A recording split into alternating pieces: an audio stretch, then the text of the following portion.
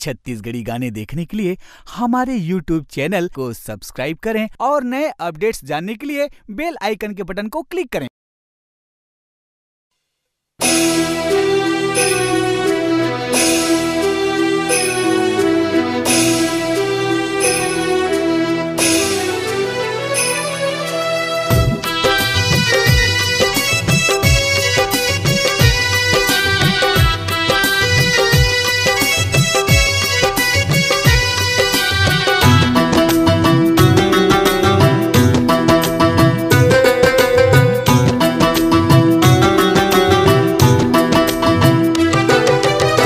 रे मयारू रो बेरे तड़प बेरे कभू मोर सुरतामा आंसू के धार बहावे गोरी मोर सुरतामा आंसू के धार बहावे गोरी मोर सुरतामा तय नहीं समझे मोर दर्द ला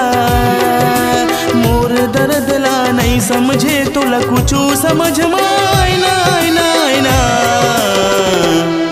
तय जा रे मयारू रो बेरे तड़प बेरे कहूँ मोर सुरतामा आंसू के धार बहावे गोरी मोर सुरतामा आंसू के धार बहावे गोरी मोर सुरतामा।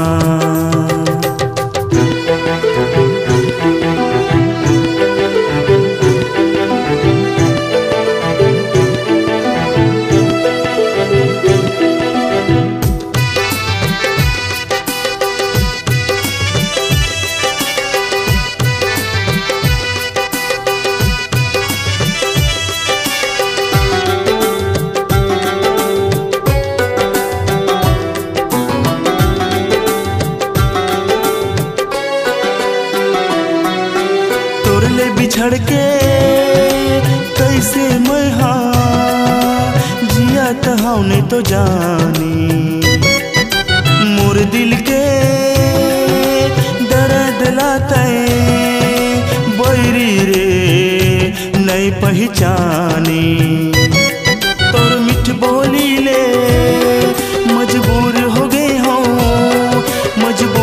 गए तोर मिठ बोली ले मोला रति हम नींद घलो आईना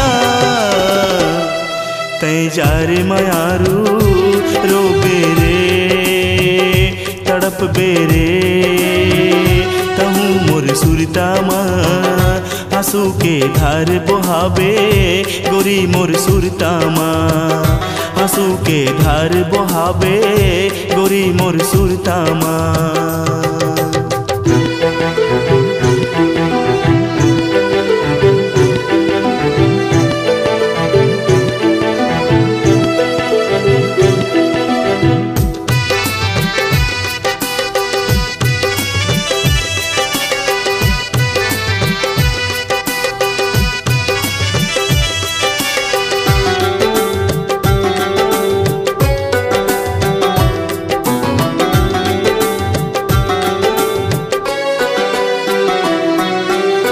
सुरता घेरी बेरिया थे कैसे तय मोला भुलागे कौन बैरी के माया मरे कैसे तय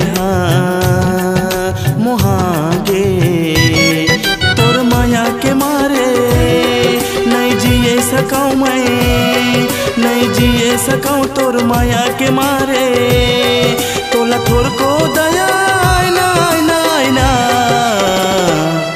तय जा रे मयारू रो बेरे तड़प बेरे कहूँ मोर सुरतामा आंसू के धार बहावे गोरी मोर सुरतामा आंसू के धार बहावे गोरी मोर सुरतामा।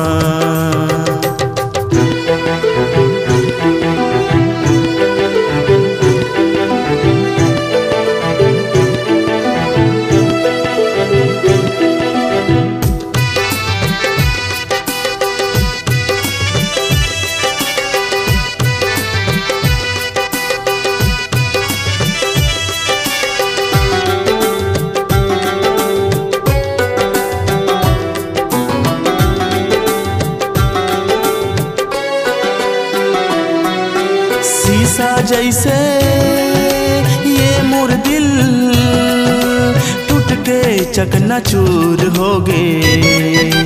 देखे बतोला बोले बतौर संग ये मोर दिल मजबूर हो गए। तोर डोली उठी मोर अर्थी सजी डोली उठी। तोला कुछू तू कुछू न पाए ना तै जा रे मयारू रो बेरे तड़प बेरे। कहूँ मोर सुरता माँ आंसू के धार बहावे गोरी मोर सुरता माँ आंसू के धार बहावे गोरी मोर सुरता माँ। तै नहीं समझे मोर दर्दला नहीं समझे तोला कुछू समझ में ना।